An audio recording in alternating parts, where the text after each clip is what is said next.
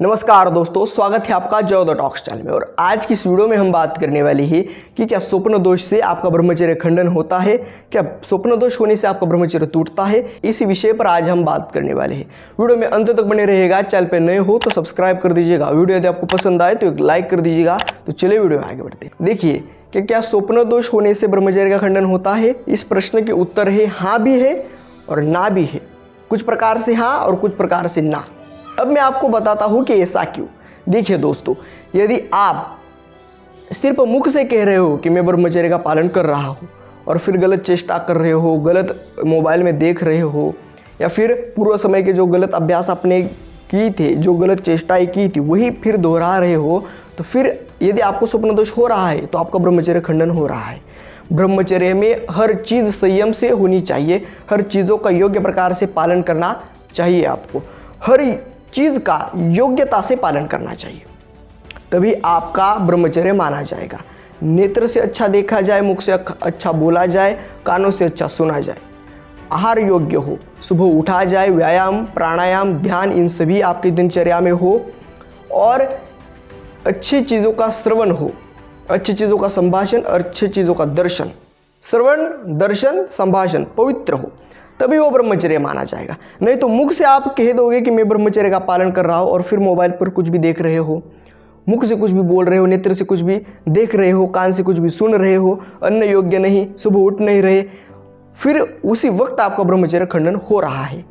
फिर आप में काम भाव सताएगा, काम वासना बढ़ेगी और स्वप्न दोष होगा, और स्वप्न दोष के मार्फत आपका ब्रह्मचर्य खंडन हो जाएगा। तो उस वक्त उसको आप ब्रह्मचर्य नहीं कह सकते। ब्रह्मचर्य के लिए सभी चीज़ें योग्य होनी चाहिए, और सभी चीज़ें योग्य है, सभी चीज़ों का आप योग्य तरीके से पालन कर रहे हो, योग्यता से पालन कर रहे हो, और फिर आपको यदि स्वप्न दोष हो रहा है तो फिर माना जाएगा क्या? तो नहीं।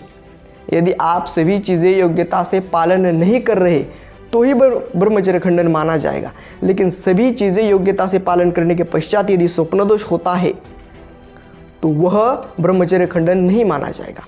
वह केवल 1 से 2 महीना आपको होगा ऐसा स्वप्न दोष की समस्या।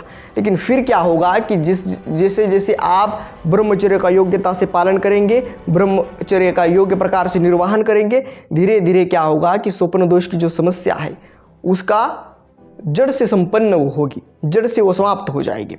और फिर आप 4 से 5 महीने के पश्चात एक ब्रह्मचर्य की योग्य स्थिति तक पहुँचेंगे, एक योग्य स्टेज तक ब्रह्मचर्य के पहुँचेंगे, और तब आपको स्वप्न दोष नहीं होगा। लेकिन उस स्टेज को पहुँचने के लिए आपको थोड़ा सा सब्र रखना अनिवार्य है। थोड़ा सा आपको सब्र रखना अनिवार्य है। थोड़ा सा आपको रुकना पड़ेगा, सभी चीज़ों का अच्छी प्रकार से पालन करना पड़ेगा। फिर जाके उसके पश्चात 3 से 4 महीने के बाद आपकी ये समस्या जड़ से खत्म होकर आप ब्रह्मचर्य के उस स्टेज तक पहुँचेंगे, और फिर आपको स्वप्न दोष की समस्या नहीं होगी। देखिए, मेरे कहने का अर्थ यही है, आप अच्छे से समझिए। यदि आप ब्रह्मचर्य का पालन कर रहा हूँ ऐसे कहकर गलत चेष्टा करते हो और फिर स्वप्न दोष होता है तो आपका ब्रह्मचर्य खंडन माना जाएगा। लेकिन यदि आप ब्रह्मचर्य का पालन कर रहा हो, ऐसे सिर्फ कह नहीं रहे, सभी चीज़ों का पालन कर रहे हो, सुबह उठ रहे हो, ध्यान कर रहे हो, प्राणायाम कर रहे हो, उसके पश्चात अच्छा आहार ले रहे हो, संभाषण, दर्शन, उसके बाद श्रवण, इन सभी चीज़ें आपकी पवित्र है, अच्छी है, और फिर यदि स्वप्न दोष होता है तो पूर्व अभ्यास के कारण हो रहा है, और 3 से 4 महीने के पश्चात आपकी वो प्रॉब्लम सॉल्व हो जाएगी। आपका जो स्वप्न दोष हो रहा है वो बंद हो जाएगा, मूल से खत्म हो जाएगा, और फिर आप ब्रह्मचर्य की योग्य स्थिति तक, योग्य स्टेज तक पहुंचेंगे। इसलिए आपको आपका स्वप्न दोष यदि होता है तो ब्रह्मचर्य खंडन माना भी जाएगा और नहीं भी माना जाएगा। कुछ प्रकार से माना भी जाएगा और कुछ प्रकार से नहीं माना जाएगा। यदि गलत चेष्टा करते हो तो माना जाएगा, लेकिन सभी चीज़ों का अच्छे प्रकार से पालन करते हो फिर स्वप्न दोष होता है तो आपका ब्रह्मचर्य खंडन नहीं माना जाएगा। अच्छे से चलिए, सभी चीज़ों का पालन करिए, धीरे धीरे ये समस्या मूल से खत्म हो जाएगी और ब्रह्मचर्य की उस स्थिति तक, उस स्टेज तक आप पहुँच जाएंगे। उम्मीद करता हूँ ये सभी चीज़ें आपको समझ में आई होगी।